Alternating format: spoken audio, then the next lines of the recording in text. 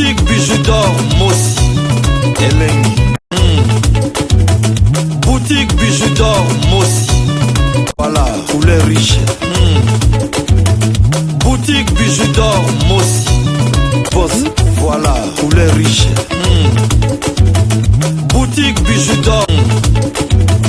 Boutique Bijou d'Or Mossi Elengi. Oui, bandeko nanga bino surtout bolandi vidéo à notre pasteur na kombo ya Denis Lessé makamu pasteur notre pasteur alobaki en tout cas et ça n'est pas si mingi parce que vraiment makamu mususu to lobaka ozoloba na yo bon peut-être ye moko azalaki sûr que makamu nazoloba ekosalama mais ça makamu mususu to lobaka olobi na yo boye omona pe 2 jours 3 jours esalami esalaka somo makasi en tout cas tobanga nzambe parce que vraiment ba prophétie a boye ezo pesa lisusu biso makasi to ebaki nzambe asalaka donc après to ya koleka nazo leka lisusu kotiela bino sikoyo mama na likambu oyo ezo salanga esalinga mama Bijou d'Or pasi na ndenge ke makambo ekomi kobima oya ya lobi na ndenge na tozana ngana zana 3 versos oyo na yoki yango na siko nazolandela bino bandela bino na oya liboso etushinga makasi il paraît cousine na ye moko muto ayebisaka soki camarade na ye que notre sœur cousine nanga akende kokatisa libumu cousine nanga auti kobota salisi ba popo o cousine nanga nenga keibwa ke kokatisa maboko yango na kufi tout ça ça fait mal biso bato mokila en tout cas to lingana kate ndeko na yo ndeko na ye ta mususu mama Blanche ayebaki pete ke ndeko na ye moko azalaka jalouse na ye pongo na kobenga ki jalouse pourquoi makamwa ndeko na ye okende kobeta rango lisolo na raison nini cousine wana bandai koyebisa camarade na ye makambu ya notre sœur na kombo ya mama Blanche ngapo na ngala moni ngo ki jalousie donc muto akoboma yo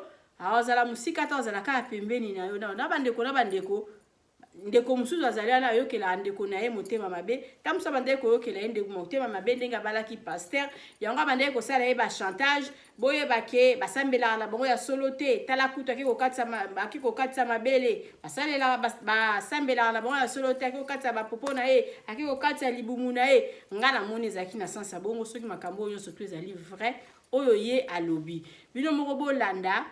Comme ça, maman Bijou d'Or azongela bino nazo tiela bino ba vidéo nyonso boyoka ba témoignage ya batu oyo ba lobby que notre sœur akende ki Turquie pona kobongisa nzoto bango moko ba pasteur ba pekisaka biso totika ko corriger nzambe sikoyo mama Bijou atieli bino ba vidéo bino moko bokoyeba biso nyonso to sa bato mayele donc mutu asala analyse na ndenge na ye oya kozwa ezali tozwi opa kozwa ezali tapote ya soko maksasi mabele akosalisa taille ekoma fine mbalo akimaki mpona nini o maboko balongole misuni badimine misuni ya maboko tout ça eza question teke mobali aza exigeant non ça n'a rien à voir ti mobali nakomisaki wana po ayebi ti nakomiselaka ayebi ti nakomisaka mwasi na ye wana po ayebi maka mwasi nasalaka ayebi bon okitende na yebi soki non na hôpital ekoma soki bangosala opération babi soki likambo yeba contacte na akomaki pasteur mobali na yebi akosa pasteur biloko nyonso asala ye wana mpe mobali na yeba te omwana mobali yango ndenge akomisa banda akomisa mwasi na ye ayebi mpe en plus taka moto asali feti epai na ye vendredi avoyage samedi lundi akufi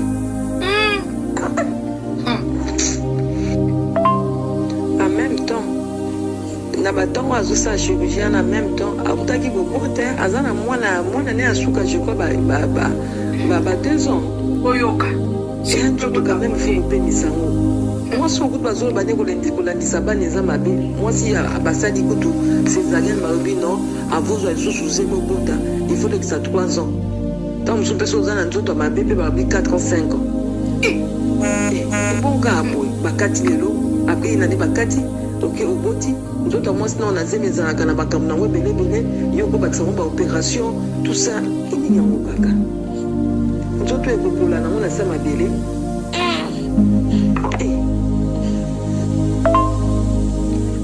asa yebaki mpo bayebisaki na hôpital akomi na hôpital mosa akufaki ye ameki kolamusa mwasi miracle non babi asali kuna makelele na hôpital nzambe alamusa mwasi na ye ababi abondeli pendant plus de 2 heures mwasi na ye azoresuscite mwasi na ye elobi na ya maseni bambongo mabonza ya bato ya pasi ntanso moto amemi 1000 francs na ya mabonza yo paster liango me okokende kosala yango makambo malamu te ezoso esunga ta église esombela église kombo so moto atie ofrande na ye mpo esombela église ata kombo dossier ya mama Blanche eza kosila te tovanda kaka boye tobandi komona ba voice komi kokotela biso lokola mbula tolobi no tozela kaka bakotisa mama na se ya libulu poto ya koloba me totali ke soki totiki boye ezali pasi mingi bandeko balobi mama na biso abandaki kokende Turquie kokatisa toboyi te biso toyokaki deja balobi ezali malade kuna asali arrêt cardiaque boye na boye tomoni ba docteur babimi ebele banyonsologue baye toboyi na biso te mais toye kozwa awa bandeko ya famille ya mwasi nde baye kobimisa ba vérité balobi nini mwana na bango abandaki kokende kokatisa ba fesse bakisa ba fesse kosalisa kokatisa libumu kosala boye kosimba boye bino moko boye makambo ba chirurgie ndenge ezalaka na suka la yango alobaki soki pe liboko komaki ye mwa monene akende soki pe kokatisa yango po mwa tai bino moko boyebi likolo mwa moke na se ezala 8 Nicki Minaj akosa bandeko toboyi te tolobi soki ye moko alobaki akende kokatisa yango to mobali alobaki non soki ye moko asalaki yango faute ya mobali ezali wapi mobali pete mutatindi alobi kende kokatisa yango atande balobaka ke ndako oyo ovandaka te oyebi esika ezali kotanga te bandeko soki ye moko mama Blanche azwaki elengi wana ya kosalisa bopération ezalaki vi na ye parce que avant omata na batable ya bopération wana bayebaka eloko nini ozosala okosigné ba papier moto asala ta opération ya ba kyste ya ba nini bomonaka basinisaka ba papier donc bayebaka ba risque nini bazalaka nango ti lelo mama oyo akei botika bakunda mama oyo na kimia bandeko boyoka ba voice oyo nini biso toyambi awa boyoka alandisi yango mingi asalisi masoko asalisi mabele akosalisa tai ekoma fine mbalo akendaki mpona nini oyo maboko balongole misuni badimine misuni ya maboko ekoma c'est quoi ça tout ça exactement teke mobali naza exigeant non ça n'a rien à voir ti mobali nakumisaki wana po ayebi ti nakumiselaka ayebi ti mama ngai il y a 3 ans grande sœur na ye copine nanga penza Bibiche Kandolo donc baza babotami papa moko me bakeseni ba mama Bibiche asinga Arlette oyebi ke Blanche auti kondisa kosalisa masoko na Turquie ngabi Blanche oka ya pasteur ngabi mobile pasteur apekisi ete Bibiche aseki ka Arlette ni bande ya katite.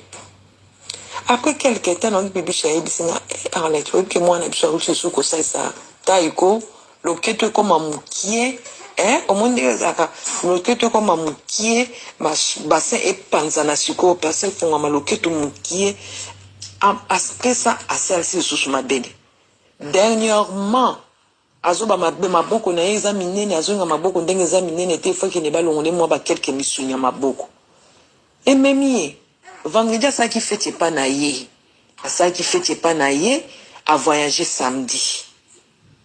Pe akufi lelo takufaki depuis lundi. Pasteur ndengazana abeteli ata famille pe bisolo te. Batu baye ko batu famille baye ko on a réseaux sociaux na tongo awa bazoko tisa corps na avion et comme Kinshasa na butu awa. Sikolo kwa ba congolais bazara partout. Ba congolais ba moni boke ba congolais ba mo okende Turquie belé Istanbul. Oh, ba moni pasteur Marcelo. Oh moi sinaye. Et bembo ba okinango batia na avion et Kinshasa na poko moi sinaye. Yango moni tamboli na réseaux sociaux, batu nyonso famille na bango. Depuis chaque sanga na to apprendre liwa Blanche na réseaux sociaux.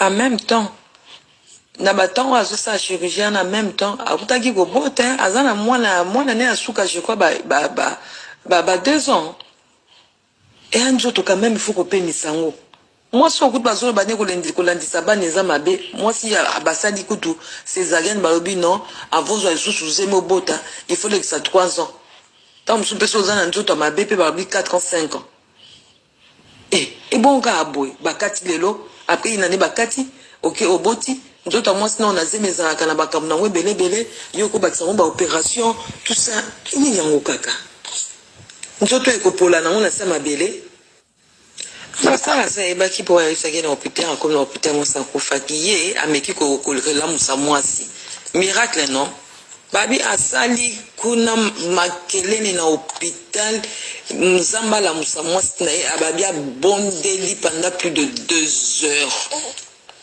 mwasi na ye azo ressuscité mwasi na ye elobi na ya maseni bambongo mabonza bato ya pasi tant mosusu moto amemi 1000 francs na ya mabonza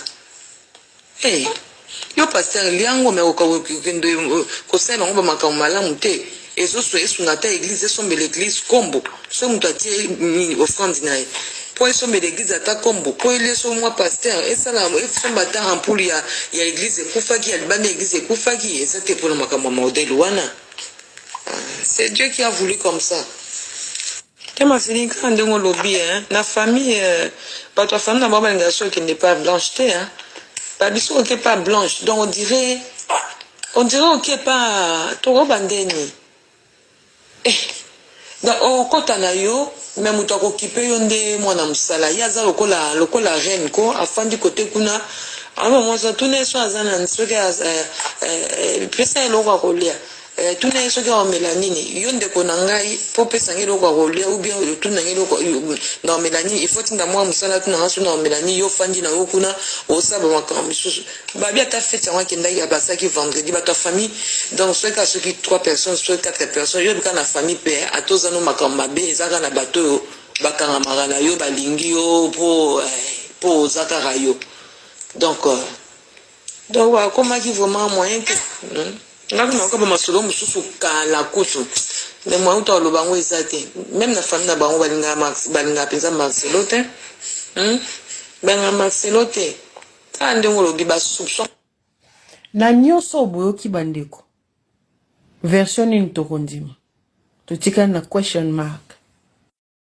Marcelo même Saint-Esprit société bino tosiye donc Saint-Esprit ou te boko tosa Marcelo bi ayoki voix ya Saint-Esprit et bisi moi sa koufi mais tant Marcelo azo sambela azo ordonné Saint-Esprit la musa mwasi Saint-Esprit boko tosa Marcelo mais bino botosi bino de botosa yango nzamba ngatala ba congolais lobi pardon mboko te nazo beta bango na ba façon nyonso nazo la sabango ke baza ba sale na ngate na discours ya Marcelo boko prendre ngote na discours ya Marcelo bozwa ko kote la Marcelo makamu Marcelo lobi biso tutoyoki na matoi mais bino boyoki ngo na ndenge na bino boyoki ngo différemment donc biso bazoba bino batamayeli na makamu Marcelo lobi o ezake omona ke nzamba solo mutakote lié azobimisa ba vérité sans à se rendre compte qu'azobimisa ba vérité ami fundi sans à se rendre compte mais bino boyoko kote le kaka ya lokola bakanga muyibi wa bosra muyibi boye bokoteli bakangi mutu azocha soyi na veuve azola la veuve na voiture boye bokoteli siko bolingi nzamba ngo ya bible o ayebisa bino ke nakola kisabino ba vrai na ba faux mais nzamba ngo azola sabino ba faux bolingi na bino te siko bino na biso na bino na mtayokela nzambe na biso na bino nani mtayokela ka nzambe pour et pas ba pasteur so qui lui ouais côté c'est-à-dire que Nzamba frappé parce que bango ba question qui li kamboeli mondimi c'est-à-dire que Dieu te frappe pas peso courage c'est pourquoi pas Marcelo et comme il frappe tendeni parce que Nzambe abindenga beta kabango so qui pas mo sai na Nzambe li ouais côté eza façon Nzamba ka ko interpeller bango que tu es dans les mauvais yango bomoni tangu Abraham tanga bandiko kima rendez-vous ya Nzambe bita mwa mobalo komoto sangate na ebisi ezela okobota na Sara ya kezwa mwana musala Ba rendez-vous et à qui 10h comme il y a 14h. Moi, mon bala zo sakananga. Azena moi liso na PC pas Sarah. Azena na boto la yango. Ale nzamba seni na bi. Yako pesa nga mwana. Yaka. Donc nzamba azana modèle a frappaka bango soki basumuki. C'est-à-dire que ndenge liwe kote li Marcelo yebi li sumu nini ya sali. Azamu yibi mwivi. Tolo bela bino Bible ngo ndenge nini. Yango Bible ngo bosira ngo na sali peka. Botanga kango te o ndenge nini. O nyos na olo beza na kati ya Bible. Eza na kati. Moïse tanga désobéir. Que Dieu vous donne des bonnes femmes. Ah oui, hein. Vous savez ce qui s'est passé? Lorsque je suis entré dans le stade, c'est moi, je salue Blanche, elle me dit, Marcelo, va te mouiller. Va, descends vite, va te mouiller. Le peuple est là, va seulement, vas-y déjà, vas-y. Hey, go. Je suis allé. Mes frères et sœurs, Dieu, quand il te permet de voir certaines choses, si tu ne le sais pas, il te prépare à les vivre un jour. Un jour, je suis allé à Abidjan, prêcher chez le révérend Raoul Wafo. Je prêche, et nous en ces temps-là, dans la pensée, quand il y a la pluie, tout s'arrête, quand il y a coupure, tout s'arrête. Je commence à prêcher, une forte pluie comme celle du vendredi commence à tomber. Ben, je m'attends que la croisade prend fin, on clique et claque, on part. Frère, je vois cet homme de Dieu, un homme très béni. Toute l'église, ils prennent seulement les chaises, ils mettent sur la tête. Ça devient des parapluies. Je prêchais à des gens avec des chaises sur la tête. Je dis waouh! Et ça a fait une belle image. Je suis rentré, j'ai dit waouh! Il y a des gens qui aiment Dieu. C'est resté dans mon cœur. Je vais encore chez Pasteur Mohamed Sanogo. On prêche. Une forte pluie commence. Le pasteur Ivan était en train de prêcher. On était en bas avec Pasteur Mohamed et maman Liliane et moi et Grégory. Pendant que la pluie vient, on nous donne des parapluies. Ben, j'ai pris le parapluie. Ben oui, je suis l'orateur quand même, hein, le parapluie. Mais je vois ce pasteur Sanogo là-bas, on lui donne pas de parapluie, il refuse le parapluie. Je dis, ah, René, tu connais les quinoa, non? Moi je suis orateur. Et puis moi on me couvre, mais lui il refuse. Et il s'est mouillé pendant que le pasteur Ivan prêchait.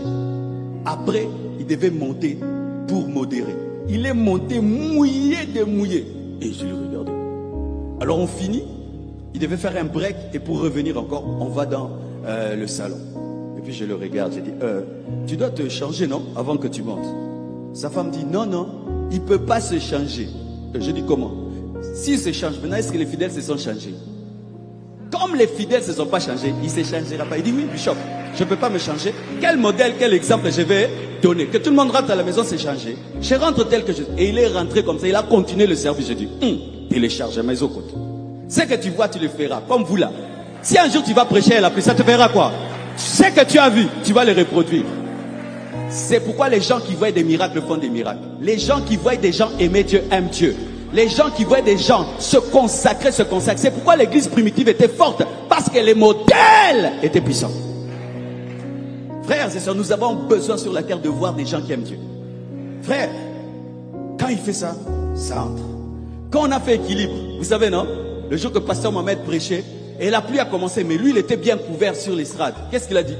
Comment vous êtes bénis sans moi? Il est descendu, j'ai dit, Et là moi je me mouillais, mais lui quand même il a quitté le confort, il est venu se mouiller avec nous. Et comme il donne la parole, j'ai aussi prié pour les gens sous la pluie. Sans que je sache, c'était téléchargé. Quand seulement j'ai vu cette pluie là, j'ai dit, ouais, voici l'occasion de faire ce que Dieu m'a déjà montré. Frères et sœurs, Dieu te prépare tous les jours à un ennemi. Dieu te prépare tous les jours à un combat. Dieu télécharge en toi un système qui va vaincre ce qui va t'arriver dans le futur. C'est pourquoi bénis Dieu pour tout ce que tu vois. Bénis Dieu pour chaque enseignement. Bénis Dieu pour tout ce que Dieu fait dans les autres. Parce que ce que tu as vu, tu le feras. Et d'ailleurs, tu le feras au-delà parce que moi, je n'avais même pas de micro. Oh, donne-moi la main. Donne-moi la main. Dis à ton voisin, apprends tous les jours dans la vie. Amen. Alors, voir le surnaturel dans le naturel. Pour Job, derrière le feu, derrière le grand vent, il y avait une causerie entre Satan et Dieu. Jonas, la tempête. La tempête qui s'est levée contre Jonas. Les gens qui étaient autour de lui disaient, c'est la tempête, c'était des marins. Mais Jonas, qui avait la lecture du naturel, par le surnaturel, il savait que c'était l'appel. C'est qu'est une tempête normale pour les autres est un appel. Et il y a des gens qui ont reçu des appels sous la pluie. Les gens m'ont appelé et dit, pasteur, j'avais arrêté d'aimer Dieu. Je suis revenu à Dieu. J'ai connu un réveil dans ma vie. Je n'ai jamais prié comme ça. Je vais servir Dieu maintenant. Qui lui a dit ça? La tempête.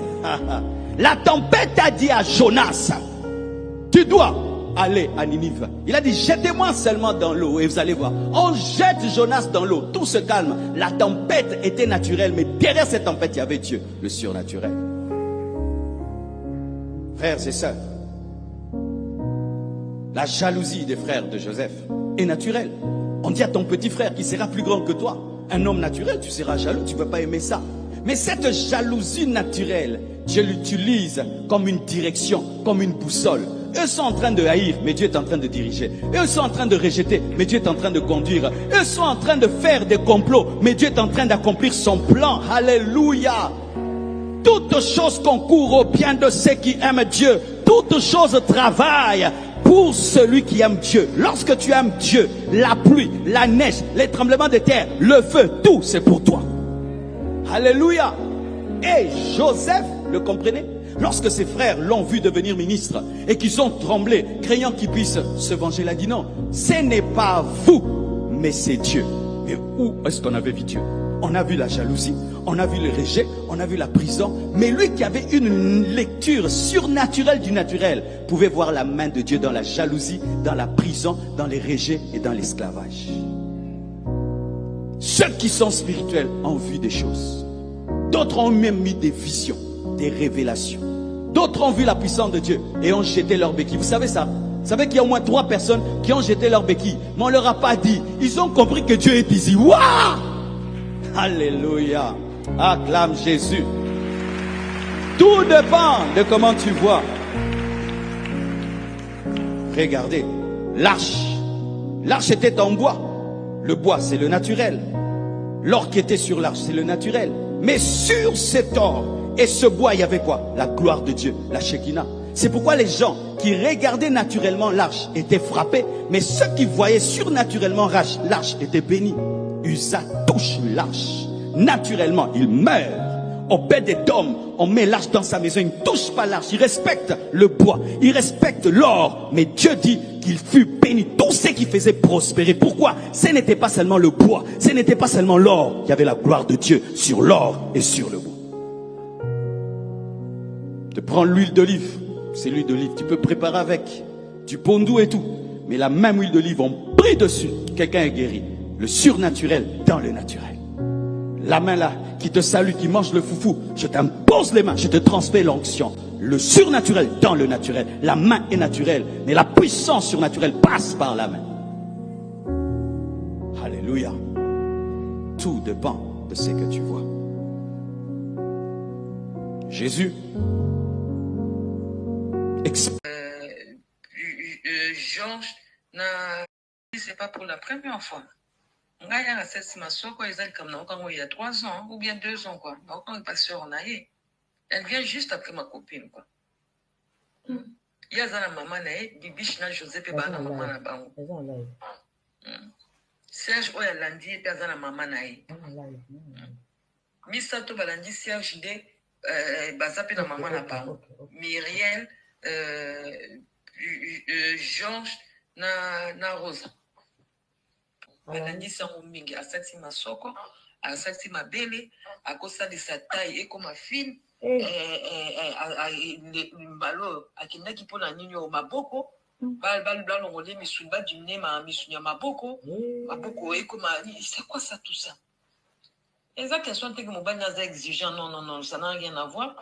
Hein? Si mobali nakumisaki wana po ayebi ti nakumiselaka ayebi ti nakumisa mwasi na ye wana po ayebi maka mwasi nasalaka ayebi ayebi tende na yebi soki non na hôpital ekoma soki bango osala opération babi soki likambo yeba contacte na akomaki pasteur mobali na yebi omosa pasteur biloko nyonso asala ye wana pa mobali na yeba te mobali yango ndenge akomisa ndo akomisa mwasi na ye ayebi pe en plus Tant que mon asali fête et pas naïf vendredi, à voyager samedi, lundi à Koufi.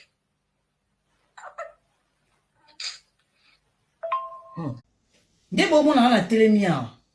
Naza muta osala buzz to koluka ba vie pona gagner lo oyo kanisi. Na tout ni on a question.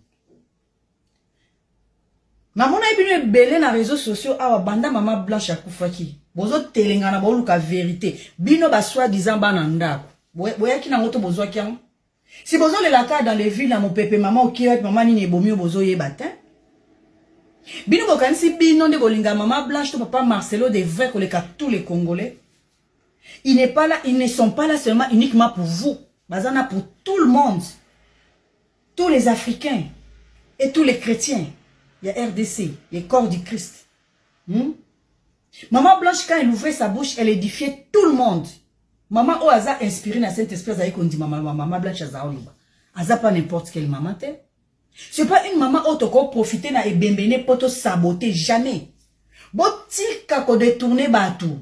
S'il vous plaît hein. Dans ma vidéo précédente, je vous ai dit là-bas na yebi, vous bondi sa vérité, je vous connais. Surtout ce sont vous les gens de l'église. Ndebozala bongo, chrétien tabac toujours. Au moins vidéo wana, ezami balé na senda ki on a katikati. Je sais pourquoi je fais ça. Oui. Je vous connais, hein. On est bien sûr qui vidéo à liboso wana. Na suki saika na place que papa Marcelo a ebine likambute, botika, boyena boye, botika mama kufili wa nzambe bonge bobe kila maboko la dona, mwana mayele la dona, mwana nzambe mama vana na yo to lela yo. Kote no sobandi kota la vidéo za kaka oui mama loba mais lena ke koyebiso la cause o yozo luka. Bozo tambo na réseaux sociaux bozo telengana mama kufina nini ezana mutu mota korolo bana biso likambo luka ki on point soki penza ke bo luka ki na réseaux sociaux bozo akite pona nini te bokima kimba pa pasteur Marcelo ayebisa ni loni mama kufeli bokenda ite poani bozo tonga ko luka vérité na réseaux sociaux mena so mutu mo azana moi lumière atieli bino bobo ndima bo makasi na oboye bo makasi na osala pa ko kima vérité surtout bino bato ba église. Quand les bozalaka oui et amen kuna ezala malamu za mabende boyaka na on a vu na bino partout vous allez na ebeki boya combattre vérité liwa maman Blanche ezali perte makasi pona mutu nyonso surtout pona famille na ye surtout pona mobali nena bana na ye ngai na yo otoza mutu libanda ya famille wana tozo souffrir yango de la même manière. OK? Ne venez pas montrer dans des commentaires que toi tu aimais maman Blanche ou tu aimes papa Marcelo plus que tous les Congolais. Hypocrites. Bon, ça, là, il faut pour fuir la vérité. Pourquoi? Après, tu vas venir écrire qui te dit que c'est la vérité? Oui. Comme tu as besoin d'une source sûre, Nanga, ni place dans une formation. Ne pas cette formation est bimeli. Nana doit y être. Quand on vous dit qu'on fait des analyses, des enquêtes, so mon a ba live pour que le kaba besto mbongo, hein? Na sala kaba vidéo oyo. Po yeba ke on a loba eza vrai, na kose la nanga mutu likamute. Je suis pas menti. Qui te dit que mutu soit na belle taille à cause de la chirurgie, à cause de la BBLT, à cause de la liposuction, te na ebisio. Ba Beyoncé baza kitoko, ba comment on dirait ba tout comme la bango chronique. Ba comment c'est la maladie na mutu par exemple, soka sali yango tazalete, ba kenda kaka ko sala, c'est comme ça. Et là on est soko bandi yango otika ngo lisusuti. Vous savez pas ça? Faut apprendre beaucoup hein. Parce que autant on a monde de vitesse, na siècle de vitesse. Ma besoin courir à les dépasser bino. Hein? Yozana na mentalité na ebiso soka keku na kesa lango. Bon, a kesa lango te, to so la malembe. Biso so to bungise maman Blanche to na passe na monter pour maman Blanche, c'était une maman qui édifiait toute femme. Na toutes nos questions. Si qu'on a Turquie, bon, akeno sani. O yebite, yo yebite mo tu na ngape na yebite donc ngana to yebite. To tena no bongo. Si qu'on nanye yo lobby ke akazala qui na problème na ye ya thyroïde, il faut pas opérer. Moi si na ba opérer, là si mobali a otika moi ça qui est moko. So mobali a empêché. Azana ba ndeko na ye propreté. So ba ndeko ba péché. Église mon nene on a la compassion, mutu moi ko accompagner maman zate. C'est seulement parce que maman kende ye mo papa akokota mambwana te. Oui, et so pai. Yango fa kende popo na baso ke ngelo mweza nango simple. Akei na ye mamu na ye azonga na ye. Ayo yebisa bino ten et lo ele ke la bino bolinga ko ndima vérité te. La vérité vous choque. Ça vous dérange déjà. Hein? Vous allez fuir la vérité. La vérité, on ne la fuit pas. Attendez-la. À vous rattraper bino kalate. Muko mona famille ba vandi si mobile isko na nenga kutimba o senge siko yo rapport. Bo mo ande ba obenga na bino boyo kate. Vous croyez quoi? Oh. N'allez pas fuir vérité. Ça vous dérange où? Tout le monde vient écrire là-bas. Mon élève ça no boy. On dit ma tel lobando olingi. Mais boyoki. Pour vous autres, quand on a réseaux sociaux, n'a dit vérité. Aïe, vous savez ça. Tous on comprend les thèmes. Mais bino yanda, qu'on n'est pas le vérité na balabala. Boye bisanga. Bino yanda, qu'on n'est pas le vérité na balabala. Bon, na balabala ti. Car les réseaux sociaux ont besoin d'informer bino. Bino moko au fait de dedans, bozo yebate maman na bino bima kimbo kale nini. Boye bika ke asaki anniversaire à moi na vendredi bosuka wana le reste lekeli bino. Ndeki bozu sango o choqué bozo yebate yango bozo le la munoko fuma miti a po bozo comprendre te. Mutu pa boye bisa bino information sur azate. Passer pas yo bisa ne mutu eloko te. To yebi kongo na biso to kena na boye. To kola na communiqué moko officiel. La famille Foulani a la profonde douleur de vous annoncer la mort inopinée de leur regretté disparu suite à une ezanga raté. Mais il y a bien communiqué tout le monde suite à une courte ou longue maladie. Il y a bien un l'éternel a donné, l'éternel a pris. Moutou ba osala l'opération, toujours la vérité. Ezate toujours finga moutou, biso sto kufelaka. Ngabo na zana kacha matanga, tina olo bana bino. Na zana kacha matanga. Oui, mais quand il s'agit de maman blanche de nous, on doit parler. Et puis, dans nos chirurgie en esthétique, et zappe injure, tes insultes. Car chez les Congolais, c'est comme insulte. Car chez les Congolais, ne va mounian au nini. Mais mon entier, il y a déjà.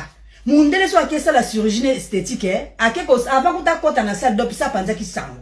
Mais à biso to bomba po bozo ki ma scandale parce que boyebi kuna na ndako na mionde papa beta ka batu masasi libanda boyebi ne passer akenda na ngo likolo na batu mususu boyebi siko bozo regretter que ba adversaire a pasteur na mate ya nenga takaka d'église mususu ba ko vanda ba ochola bino na kati église yango des problèmes na bino donc vous fouillez la vérité par rapport au scandale c'est ça votre problème vous refusez d'admettre la réalité. Boyebi na bino. Boyebi. Donc, pour ta maldition qui est musique, te bino de vous arrêter. Pour se vous arrêter, te biso la maison sur to tika na te to yaka kaka. Ozo yoka. To yaka kaka. Ezali une façon à interpeller. Tant on sa ba vidéo, oh, eza pour interpeller jeune fille, moko jeune garçon, moko basala la biloko yo, Baye ba kezaka dangereux. Si c'était Mundela linga ki aloba bota la maman o banoso ba yebi e komelie bana na biso basi boke ba eloko fa bo sala yango wana. Mais lokola bozo ki ma scandale tala ndenge église mombala ne sowe ko sopanilanga na page wo boya kaka. Il y a de la place pour tout le monde. Venez. Bozo ki mande scandale. Mais en tata boyebi keza ango bongo. Bo mi poser ba question te. Doute méthodique pour na bino ba chrétien zala te. Doute méthodique. Pour la bino ba chrétien, ça n'existe pas là-bas chez vous à l'église, hein? Ah bon? Vous allez souffrir avec vos pasteurs, hein?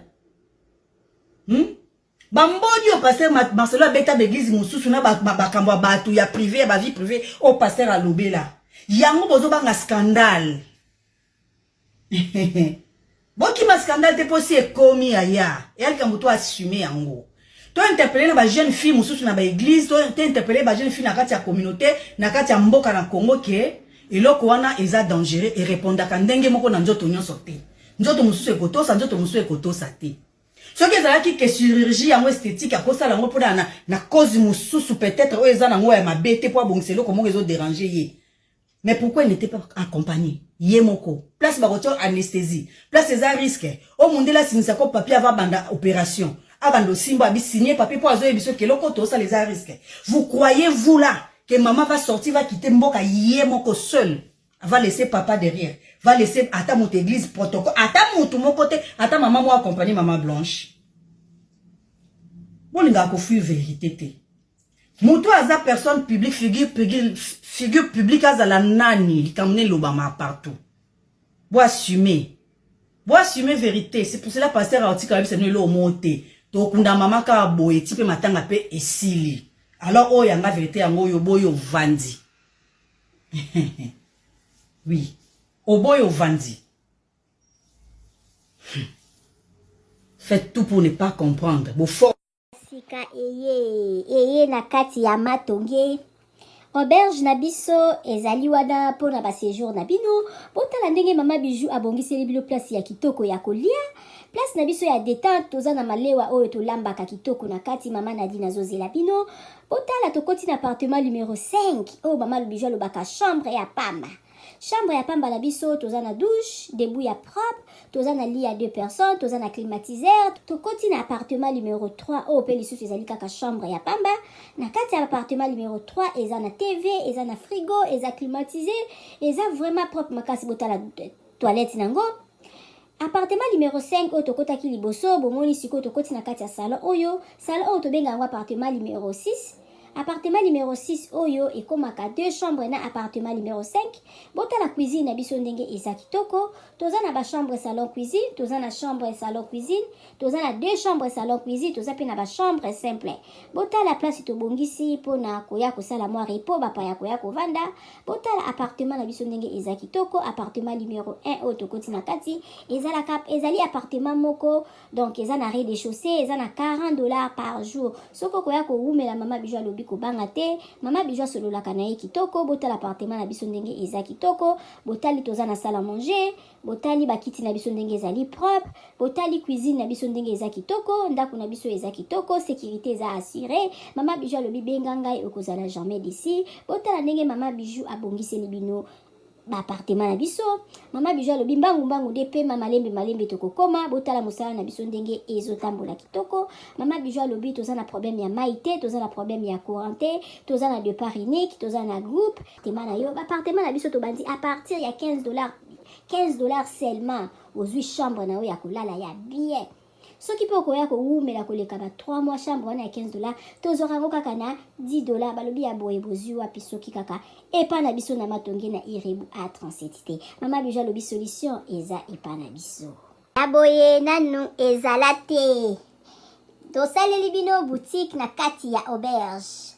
Mama Bijou alobi asali boutique na ye na kati ya auberge. Okoki kozala na posa ya komela vin, okozwa vin na kati. Obosalaki mwa dodora na yo na poto, okomona dodora na yo na kati ya auberge na biso. Mama Bijou alobi obosanaki kado kobanga na yo te. Mama Bijou azweli bino solution na kati ya auberge na biso oyo eza na matonge na Irebu A37. Botala ba ombia, botala ba savon ya ombia ya mbuma, ya ombia ya mai. Botala mama Bijou atie ba maquillage na tie ba anti-age. Mama Bijou alobi kobongisa loposo eza place mosusu te kaka na matonge na Irebu A37. Olingi osombela mutu mwa montre ya kopesa mutu kado okozwa na kati ya auberge na biso na boutique na biso oyo eza na matonge na Irebu A37. Mama Bijou alobi biso nde makambo. Tala toza na ba maquillage, toza na ba dentifrice, okoki kobosa na dentifrice na poto okozwa epa na biso. Biso tozali na ba papier mouchoir oyo ya original euti en direct na Allemagne. Botala toza même na ba bande hygiénique. Mama Bijou alobi boutique na biso nde makambo. Boutique na biso eza na matonge na Irebu A37. Okoki kobosa na yo chargeur na yo na poto kobanga na yo te. Mama Bijou atie tina ba chargeur pona ko charger téléphone. Mama Bijou akanisi bino na nyonso. Toza na ba coton-tige, toza na nyonso na nyonso. Okoki kobosa na eloko na poto kobanga te. Kaka place okolala, place okosomba biloko. Epa na biso totekaka pirate te. Botala biloko na biso ndenge eza kitoko. Ozala posa kosala mutu kado yo za na poto. Contactez Mama